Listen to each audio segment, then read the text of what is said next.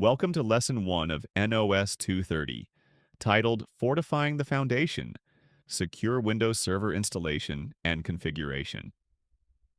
In this opening lesson of our cyber safety series, we dive deep into how security must begin from the moment a Windows server is deployed. This foundational stage of configuration sets the tone for how secure, stable, and resilient the server environment will be throughout its operational life. It's not just about installing the operating system, it's about understanding how every early decision can either close or expose doors to attackers. As organizations become increasingly reliant on cloud services, virtualization, and centralized network infrastructures, Windows Server installations now sit at the heart of both digital opportunity and vulnerability. From setting up secure user accounts and system partitions to defining password policies and enabling encryption, each action you take plays a critical role in shaping the security posture of your network.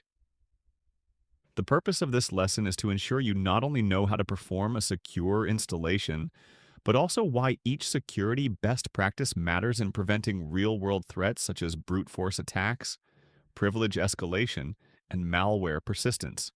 Whether you're provisioning a domain controller, file server, or remote desktop host, you must approach the installation process with a mindset focused on defense, accountability, and risk mitigation.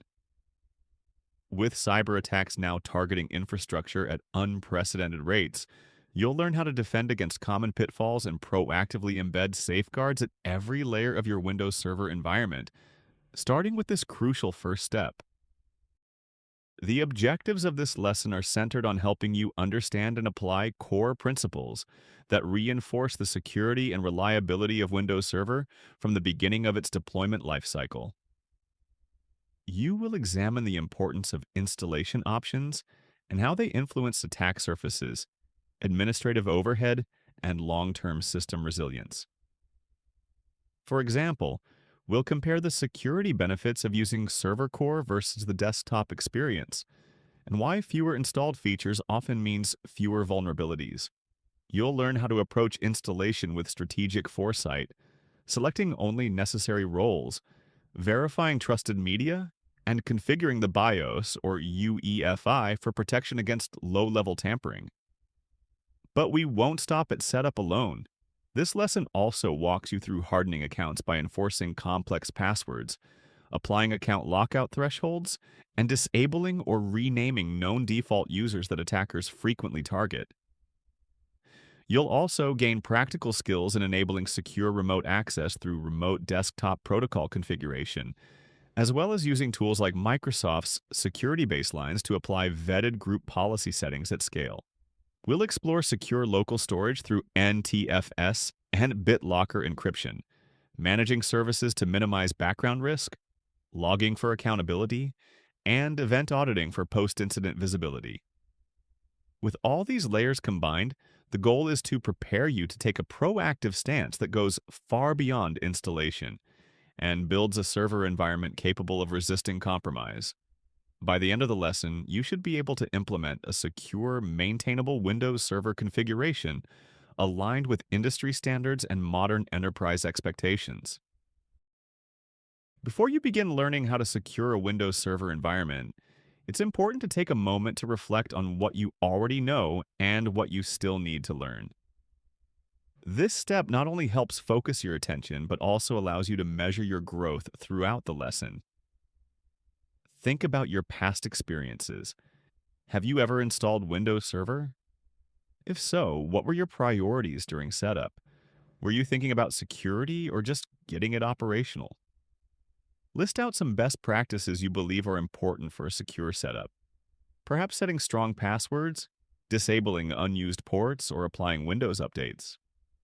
Then, jot down any terms, tools, or procedures you've heard about but haven't explored in depth.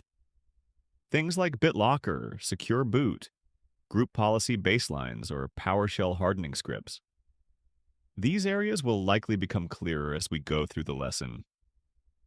By engaging in this quick pre-assessment, you build personal context for the material and set a baseline that helps you better retain and apply what you're about to learn. This also encourages a growth mindset, helping you approach each new concept with curiosity instead of intimidation. Windows Server security is a complex, multi-layered domain, but by breaking it down into specific strategies and walking through the logic behind them, this lesson aims to transform your understanding from passive familiarity to confident execution.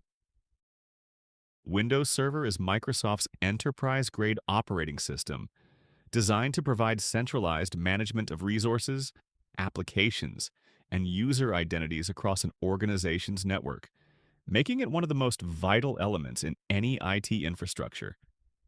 It offers core services such as Active Directory for identity management, DNS and DHCP for network services, file and print sharing, application hosting, and remote access capabilities, all of which play a critical role in enabling business operations. However, its position at the center of so many services also makes it a high-value target for attackers who are constantly seeking weak entry points into the network. If a Windows server is compromised, the consequences can be devastating, ranging from credential theft and lateral movement to the complete collapse of trust in the domain and irreversible data loss. This is why securing Windows Server is not simply a checkbox or one-time task, but rather a fundamental responsibility that starts at the moment of installation and continues throughout its lifecycle. Unlike client operating systems, which typically have limited reach and isolated roles, a compromised server can quickly lead to total domain compromise, giving attackers access to shared drives, user credentials, and even domain controller privileges. As such, every installation of Windows Server must be approached with the same rigor as securing the front gate of a digital fortress. Your job as a system administrator is to understand the magnitude of this responsibility and apply layers of defense that consider not just the technology, but the methods, tools, and timing that threat actors use to strike vulnerable systems. Security must be prioritized at the very beginning of a Windows Server deployment, because attackers often scan IP ranges for newly online systems and exploit them within hours of installation, especially when those systems are left in their default, insecure state. During this short but critical window, misconfigurations like open ports, unnecessary services, and weak default credentials are easily discovered and leveraged for unauthorized access. Default installations might leave remote desktop open, have administrative shares active, or even expose known vulnerabilities that have not yet been patched. If you wait until after deployment to start thinking about security, you're already behind. This is why a secure setup is not merely a suggestion. It's a requirement for protecting the infrastructure from the outset. A rushed installation may work temporarily, but it often introduces hidden dangers that accumulate over time, leading to avoidable breaches and costly remediation efforts. Instead, every deployment should follow a disciplined checklist that verifies system hardening, limits access, and applies foundational protections before the server ever touches the network. By treating installation as the first line of defense, you reduce your long-term security burden and prevent critical vulnerabilities from becoming embedded in your production environment. Immediately after a server goes online, it becomes a magnet for automated scanners and malicious actors looking for low-hanging fruit. Common early threats include unpatched operating systems, default services like SMB or RDP left exposed, and weak administrative credentials that are easily guessed or brute-forced. Attackers often use tools to scan IP blocks for open ports associated with vulnerable services, then quickly launch scripted attacks against systems that haven't been hardened. A server running outdated components or open file shares could be compromised before an administrator even logs in for the first time. Additionally, accounts that still use default usernames, such as administrator, or have reused passwords are easy targets for credential stuffing attacks. Misconfigured permissions, especially those granting full access to everyone or guest users, can allow an attacker to escalate privileges or spread laterally through the network. The lesson here is that a new server is not safe simply because it's new. In fact, its default state makes it one of the most vulnerable assets in your organization. Without a plan to immediately patch, configure, and restrict access, you run the risk of having your server compromised before it ever serves its intended role. A secure Windows Server installation begins not with booting up the installation media, but with carefully planning the server's purpose, role, and configuration. Defining what the server is intended to do helps eliminate unnecessary features, services, and overhead that could increase the attack surface. Every role and feature installed presents additional code, configuration files, and communication pathways, each one a potential vector for attack. Administrators should use only ISO files directly from Microsoft's official website, validating them with SHA-256 or MD5 hash checks to ensure the file hasn't been tampered with. Once the image is verified, BIOS or UEFI settings must be secured by enabling secure boot and setting strong firmware passwords to prevent unauthorized changes or external media booting. Disabling unused USB or optical boot options ensures attackers can't bypass installed OS protections by introducing malicious software from a portable device. This upfront planning and protection framework sets the tone for the rest of the server's life, dramatically lowering the odds of compromise during the fragile early hours of deployment. It's not just about what you install, it's about how you install it, with what and under what conditions. When deploying Windows Server, one of the first major decisions is whether to use Server Core or the desktop experience. And that choice significantly affects the server's security posture. Server Core provides a minimal environment without a graphical interface, reducing the number of installed services and the potential for exploitation. With fewer components running in the background, core installations have a smaller attack surface, fewer updates to manage, and lower chances of misconfiguration. This makes them ideal for production environments where stability, performance, and security are top priorities.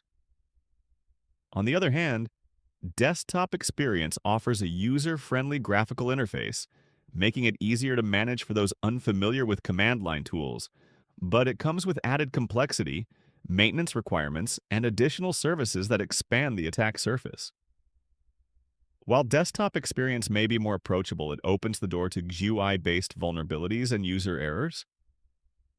The best practice is to use Server Core wherever possible, particularly in environments that can be managed remotely or scripted through PowerShell and remote tools. Choosing wisely here ensures a more secure, lean, and resilient foundation for your Windows Server deployment. Creating secure installation media is a foundational step that's often overlooked but critically important. If the ISO file used for installation has been modified or tampered with, you could unknowingly install malware or rootkits during the setup process. Always download ISO images directly from Microsoft's official site and compare the file's hash, usually SHA-256 or MD5, to the official checksum provided. This hash check confirms that the file has not been corrupted or altered in transit. Once verified, the installation media should be written to a USB device that is physically write-protected whenever possible.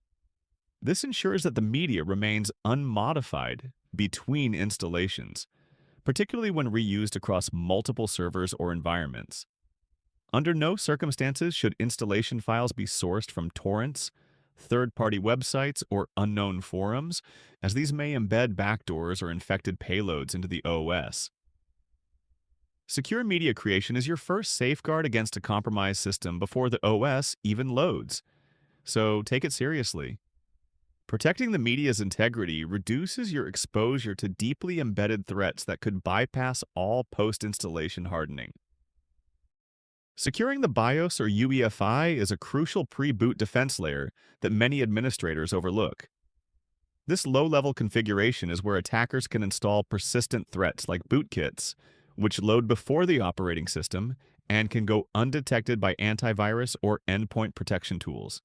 Enabling secure boot ensures that only digitally signed and trusted operating systems are allowed to load, which helps prevent tampering during the startup process. A strong BIOS UEFI password prevents unauthorized users from altering critical settings or booting into an alternate OS from external media. Disabling boot options like USB or optical drives also prevents attackers from using portable tools to bypass the primary OS. Together, these settings help seal off the system at the firmware level, making it significantly more difficult for someone with physical access or a malicious insider to manipulate startup behavior or disable defenses. A server with an unsecured BIOS is like a vault with an unlocked backdoor.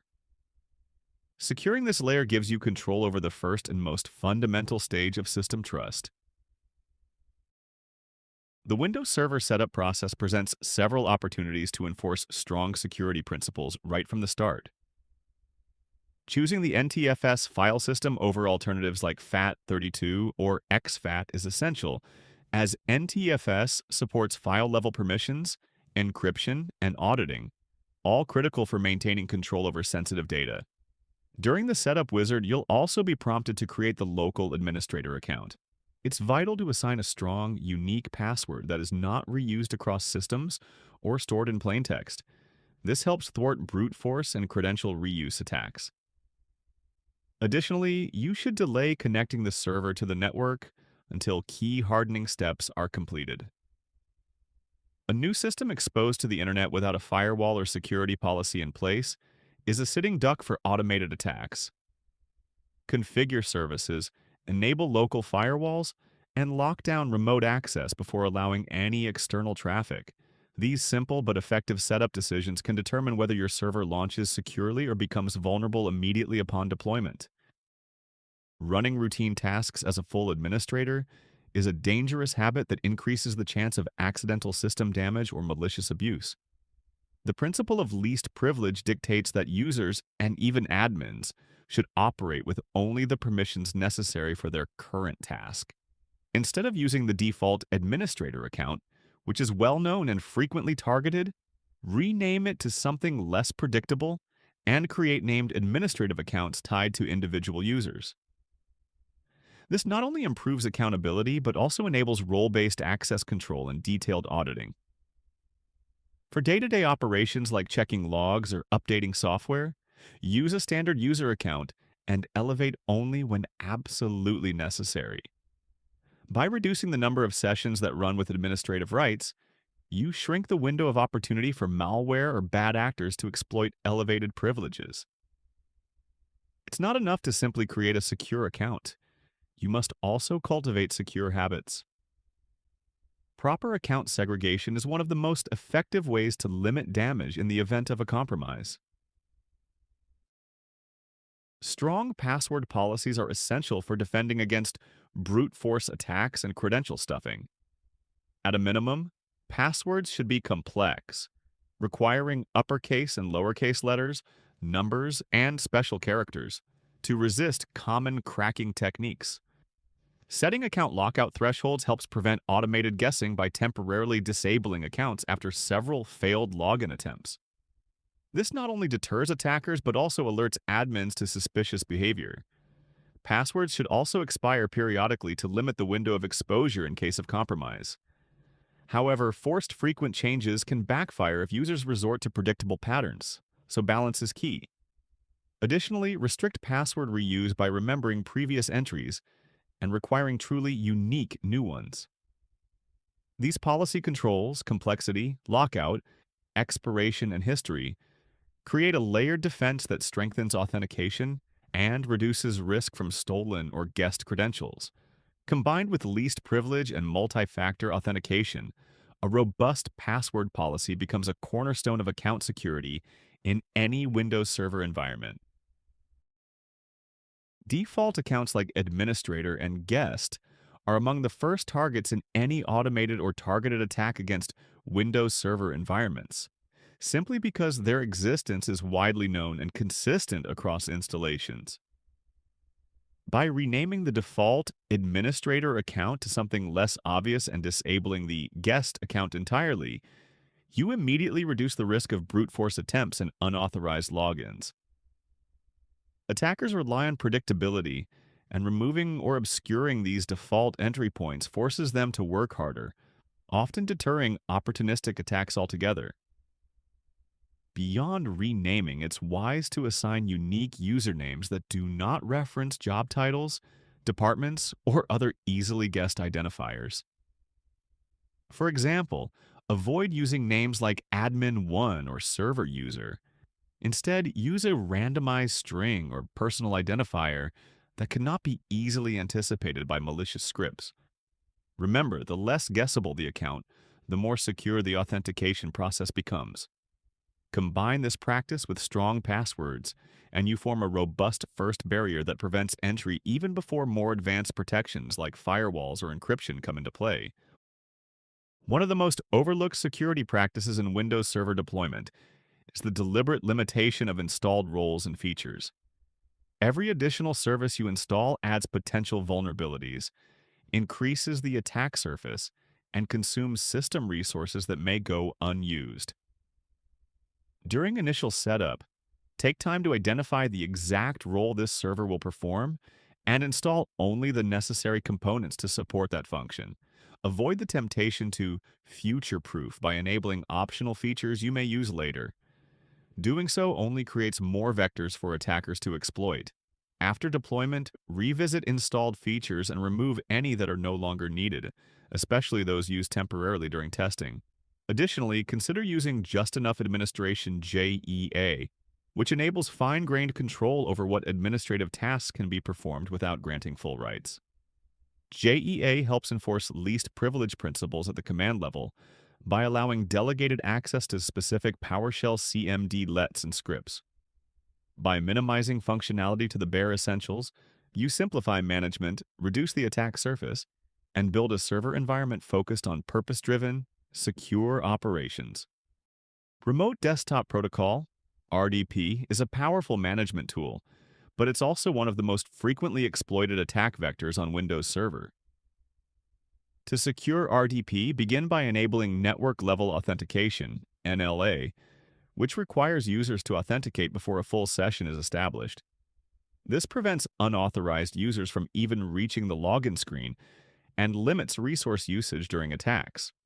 Next, change the default RDP port from 3389 to a non-standard port, which doesn't secure RDP outright, but can reduce exposure to automated scans and brute force attempts. Most importantly, use firewall rules or IP allow lists to limit which endpoints can connect to RDP. This can be enforced at the network level with firewalls or at the host level with Windows Defender rules. These settings should work together to ensure that only trusted users from trusted devices using trusted credentials can access the system remotely.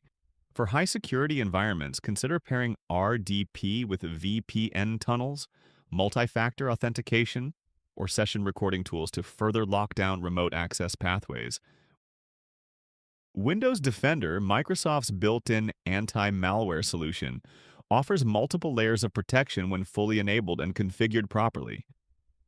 Begin by turning on real-time protection to monitor for malicious behavior as it happens. This allows the system to detect and block threats like ransomware, script injections, and unauthorized modifications in real time. Cloud-delivered protection should also be enabled as it provides access to the latest threat intelligence from Microsoft's vast security network, improving detection speed and accuracy. This feature works especially well when combined with automatic sample submission, allowing Defender to analyze unknown files in the cloud and return verdicts without delay. Finally, schedule regular full system scans during off-hours or maintenance windows to detect dormant threats or malware that may have slipped through. Security reports from Defender offer visibility into current protections, detected threats, and recommended actions. When properly configured, Windows Defender provides enterprise-grade protection without requiring third-party software, ensuring that your server maintains a strong baseline defense against modern threats. BitLocker provides full-disk encryption that protects data even if the physical server is stolen, tampered with, or decommissioned without proper procedures. When enabled on the operating system drive, BitLocker encrypts all content and requires either a TPM, Trusted Platform Module, a startup key, or a recovery password to decrypt. Using TPM with automatic unlocking is preferred for servers, as it enables transparent booting while still validating that the system's integrity hasn't been compromised. Pairing BitLocker with Secure Boot ensures that only verified bootloaders and kernel components are loaded during startup, offering a secure chain of trust from power on to login. However, encryption means nothing without secure key management. Recovery keys should be backed up to Active Directory, stored on encrypted USB drives, or printed and locked in a secure location, never stored on the same machine. In regulated industries, BitLocker is a vital control for meeting compliance requirements. In every scenario, it ensures that if your server is physically accessed by an unauthorized party, the data remains completely unreadable and protected from exploitation. Microsoft's Security Compliance Toolkit provides administrators with pre-configured security baselines that reflect industry standards and Microsoft's own hardening recommendations. These baselines are designed to reduce human error by giving you a vetted, consistent set of group policy settings that can be deployed across multiple servers. Once downloaded, they can be applied through GPOs or PowerShell scripts, ensuring consistent enforcement across your environment. Importantly, while these baselines provide a secure default, they are not one-size-fits-all. They should be reviewed and tailored to meet the specific operational requirements, compliance mandates, and risk profiles of your organization.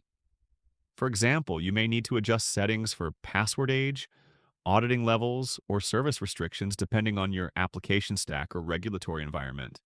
The key advantage of these baselines is that they serve as both a starting point and a benchmark, enabling security teams to implement tested configurations with minimal guesswork. Documenting which baseline version was used also simplifies auditing and remediation down the line. Windows Admin Center is a powerful web-based platform for managing local and remote servers, but like any management interface, it must be locked down to avoid unauthorized access. First, secure Admin Center with HTTPS by installing a valid SSL certificate to encrypt all data exchanged between client and server. This protects sensitive configuration details from being intercepted or tampered with. Second, restrict access by configuring IP allowed lists or assigning role-based permissions, ensuring that only authorized administrators can view or modify system settings. It's also good practice to remove unused extensions, which not only reduces clutter, but also limits potential vulnerabilities introduced by unnecessary features. Admin Center should never be exposed to the open internet. Instead, access should be restricted to internal networks or routed through a VPN. When configured correctly, Admin Center becomes a centralized, secure hub for real-time server management without requiring RDP or local access. But if left unprotected, it becomes a backdoor waiting to be exploited. PowerShell is one of the most effective tools for applying and automating hardening configurations across multiple servers. By using scripts, administrators can enforce firewall rules, disable unnecessary features, configure services, and apply password policies, all with speed and consistency. These scripts can also be signed to verify their integrity and origin, reducing the risk of executing malicious code. PowerShell allows for the inclusion of logging and auditing within scripts, enabling administrators to track which changes were applied by whom and when. This transparency supports both troubleshooting and compliance documentation. For server provisioning at scale, PowerShell can be used to create repeatable security templates that remove human error from the configuration process. You can even integrate these scripts into deployment tools or CI/CD pipelines to ensure hardened baselines are applied automatically. Properly used, PowerShell transforms server hardening from a manual, error-prone task into a precise, auditable, and scalable operation that fortifies your infrastructure from day one. Timely updates are one of the most critical defenses against known exploits. And Windows Server provides multiple mechanisms to ensure your systems stay patched. Enable automatic updates to guarantee that security patches and critical fixes are applied as soon as they are released. However, these updates should be tested in a staging environment first, especially in production scenarios, to prevent disruptions. Schedule system reboots during planned maintenance windows to ensure that updates requiring restarts are not delayed indefinitely. Also, use tools like Windows Update Logs or Windows Admin Center to track update history, status, and any failures that may occur. For enterprise environments, consider integrating with Windows Server Update Services or Microsoft Endpoint Configuration Manager to control the approval and deployment process. This allows for granular oversight while ensuring compliance across your entire fleet. Remember, an unpatched server is a vulnerable server. Keeping updates automated and monitored closes a huge door for potential attackers. A secure server deployment is incomplete without careful attention to the underlying network configuration, which determines how and where the server communicates. First, disable any unused network interfaces or physical ports. Leaving them active increases your attack surface and can allow unauthorized devices or rogue DHCP servers to gain a foothold. Assign static IP addresses rather than relying on DHCP, which not only reduces the risk of accidental misassignment, but also strengthens network traceability and consistency. With static addressing, firewall rules can be tightly scoped, and logs become more meaningful and actionable. Additionally, configure Windows Defender Firewall with strict inbound and outbound rules that only allow necessary traffic. Avoid using broad rules like allow all or overly permissive services that may expose the server unnecessarily. Instead, define exceptions by role.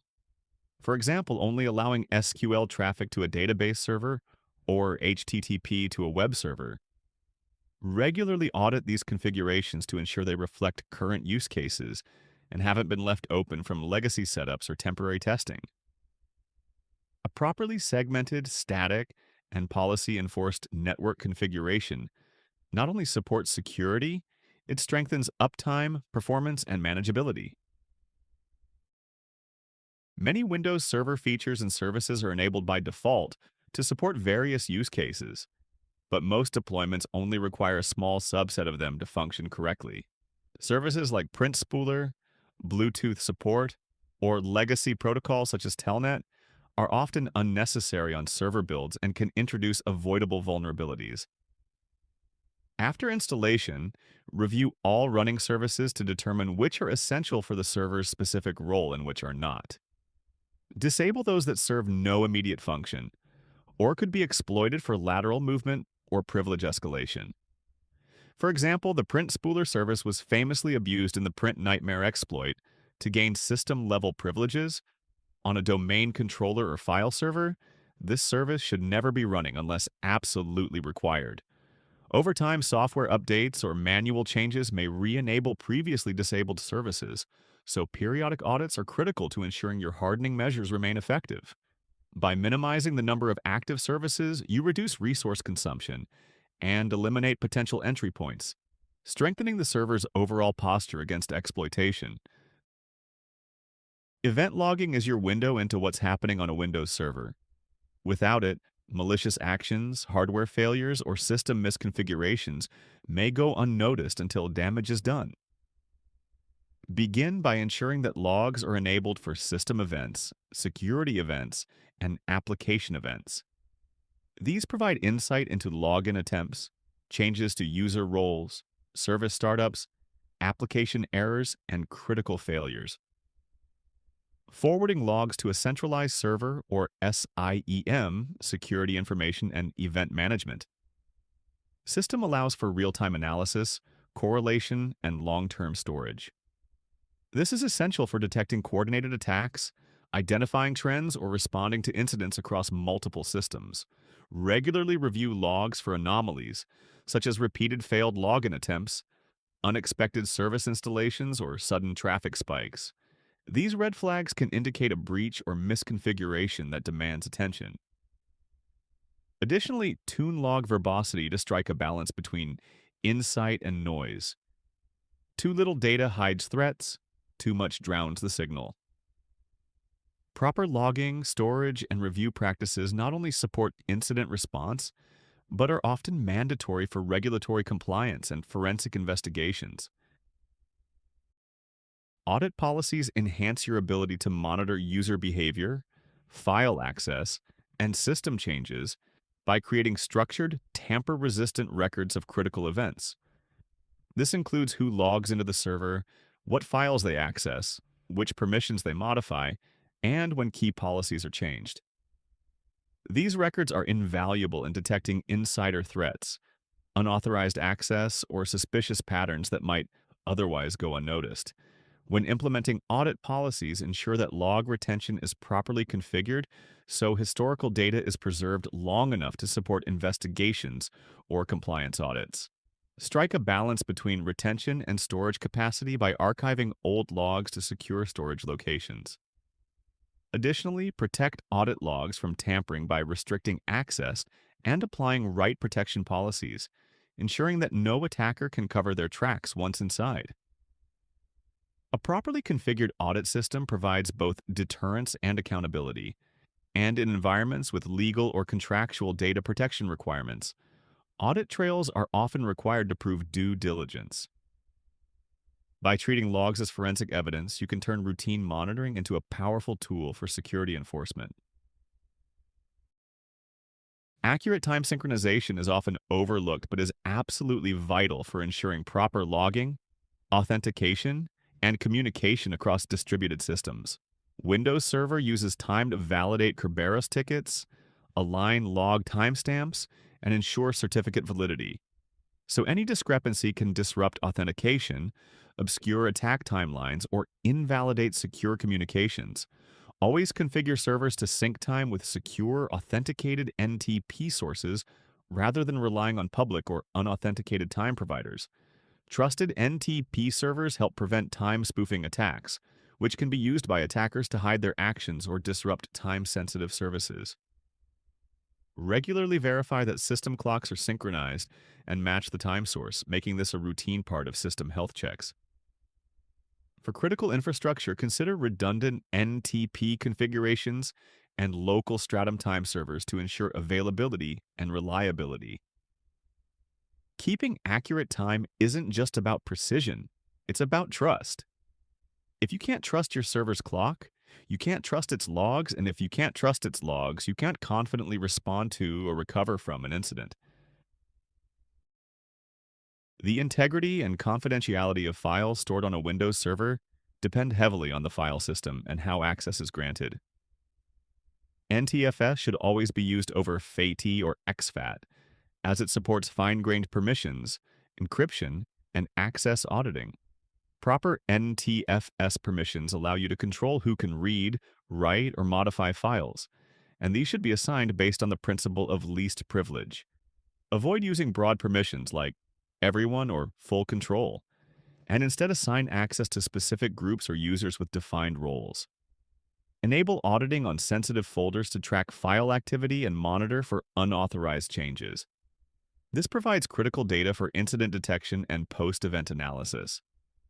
In addition, access to shared folders should be tightly controlled, both in terms of share permissions and underlying NTFS rights. Educate users and administrators alike on the importance of adhering to strict access control practices. When configured properly, local storage and shares become defensible zones of trust, instead of weak points that can be exploited for lateral movement or data exfiltration. The built-in Windows Defender firewall is a powerful but underutilized tool for securing server communications.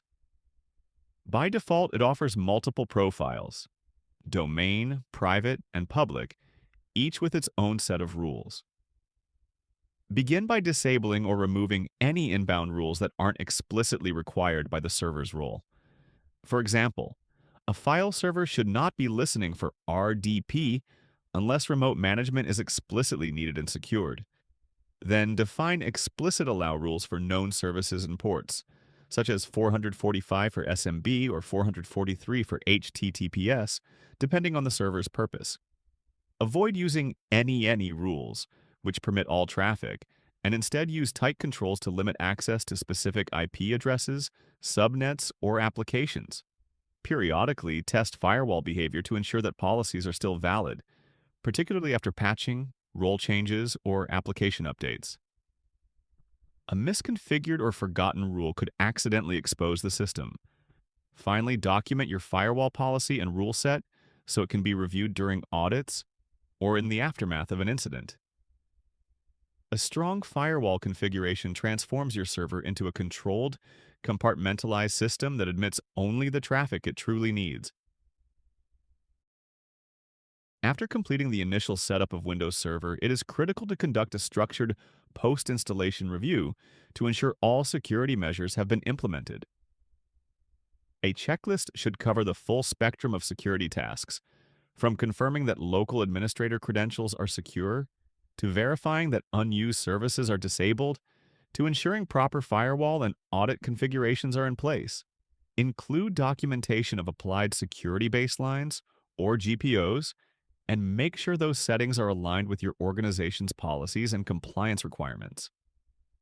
Review all installed roles and features to ensure they're necessary, and remove anything not actively in use. Confirm that logs are flowing to the correct storage or SIEM, and that BitLocker or other encryption tools are properly configured and tested. Having a standardized checklist helps reduce human error, simplifies audits, and ensures consistency across multiple deployments. This checklist should be version controlled and evolve alongside industry best practices and organizational needs. What gets measured gets managed, and what gets overlooked often becomes the weakest link. Now that you've completed this lesson, it's time to revisit your original self-assessment from the beginning and measure your progress. Review the list you made of known best practices and unanswered questions. Which concepts are now clearer? Which terms or tools do you now understand more deeply, such as BitLocker, audit policies, or NLA? Reflect on how your understanding of secure server installation has evolved and what new responsibilities you feel more confident handling. This step is not just about checking off what you've learned, it's about reinforcing it. Taking time to reflect helps convert abstract knowledge into practical understanding, especially in a technical field like cybersecurity where hands-on implementation and strategic thinking go hand in hand. Consider what topics you'd like to explore further, and don't stop here. Secure Windows Server administration is a journey, not a one-time event. With the tools, practices, and mindset introduced in this module, you're now well equipped to take on that journey with greater confidence and clarity. Congratulations! You have successfully completed Lesson 1 of NOS 230, Fortifying the Foundation, Secure Windows Server Installation, and Configuration. Throughout this lesson, you've learned how installation choices impact the long-term security of your systems and how best practices such as service minimization, secure user account management, encrypted storage, and hardened remote access can work together to create a robust and defensible server environment. These principles are not just theoretical, they represent real-world strategies used by security professionals to reduce risk and maintain operational continuity in today's threat landscape. Remember, security is not a one-time setup. It is a process that begins with intentional design and is maintained through disciplined practice. Whether you're configuring a domain controller or a basic file server, applying the strategies from this lesson will help ensure your deployments are resilient, compliant, and secure. Carry this foundational knowledge forward as we explore more advanced topics in Windows Server security and cybersecurity best practices in future lessons.